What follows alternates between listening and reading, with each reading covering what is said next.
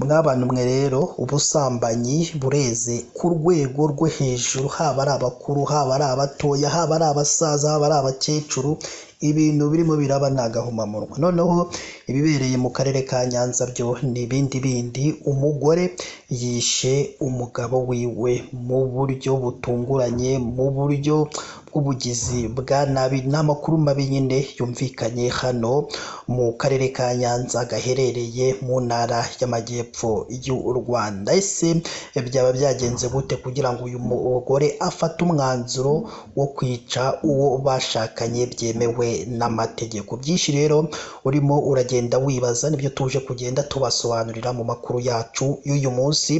Reka rero dutangire n'iyi nkuru yacu, aho mu karere ka Nyanza gaherereye mu ntara y'Amajyepfo y'u Rwanda umugore wakekwagaho ubusambanyi yatawe muri yombi akekwaho kwica umugabo we afatanyije n'undi mugabo bikekwa ko basambanaga. mu nyumvire ibintu byongeye kubera hano mu karere ka Nyanza. Amakuru kandi agera mu itangazamakuru avuga ko mu gicuku cyo kuwa 25 Kanama 2025 mu mudugudu wa Gihimbi mu kagari ka Kibirizi mu murenge wa Nyagisozi bikekwa ko uwitwa Karangwa Alex w'imyaka 53 y'amavuko washakanye byemewe n'amategeko na Yabaragiye Tasire babyaranye n'abana 4. Bikekwa ko Karangwa yishwe n'umugore we Yabaragiye afatanyije n'umugabo witwa Nkakaviane w'imyaka nawe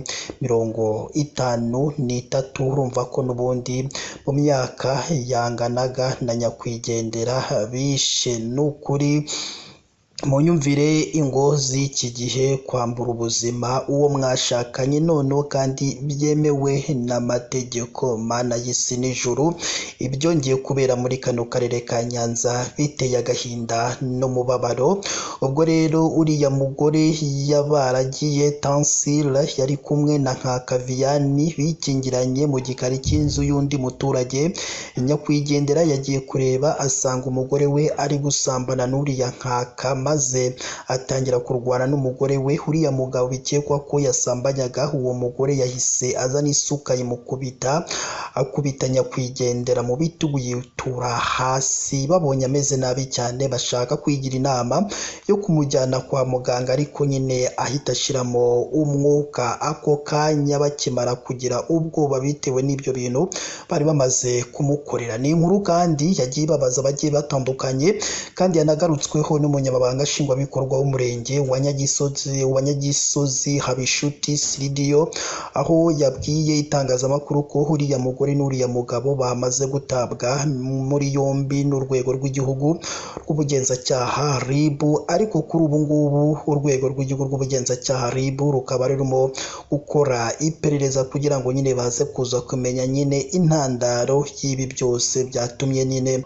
n'uyu nyakwigendera aza kuza kubura ubuzima. Amakuru kandi agera mu itangazamakuru avuga ko uriya mugore n'uriya mugabo batawe muri yombi bari birirwanye basangira inzoga mu kabari, maze nyirakabari afunze akabari ke bo bahita bajya kwikingirana mu gikari, ari naho bikekwa ko bakubitiye nyakwigendera. Umurambo wa nyakwigendera wajyanwe ku bitaro bya Nyanza ngo ukorerwe isuzuma, naho abakekwaho bafungiye kuri sitasiyo ya RIB ya Nyagisozi. Ubwo rero iyi nkuru yari ikimara kujya hanze, abantu benshi cyane bagiye batandukanye bakomeje kugenda bababazwa n'ubu bwicanyi bwakorewe hano mu karere ka Nyanza, bavuga ko abo ngabo nyine bakoze ayo mahano bagomba gukatirwa ubakwiriye. Reka rero natwe dusoreze hano n'iyi nkuru, tuzakomeza kuyikurikirana 5 kuri 5 kugira ngo nyine tumenye neza cyane icyo bano bajijije uyu nyakwigendera. Byinshi rero tuzabigarukaho mu makuru yacu tugenda tubagezaho umunsi ku munsi. Reka rero twebwe tubashimire kandi twongere tubibutse ko mugomba kureba munsi y'amakuru murabona ijambo subscribe cyangwa sabone, mukandeho n'akazogera kaza nako nimugasige nako mugakandeho. Icyo gihe muzamushimangiye yuko mugiye kujya muba ba mbere mu kubona amakuru ndetse n'ibiganiro tugenda dutambutsa umunsi ku munsi. Imana yo mu ijuru ikomeze ibane namwe.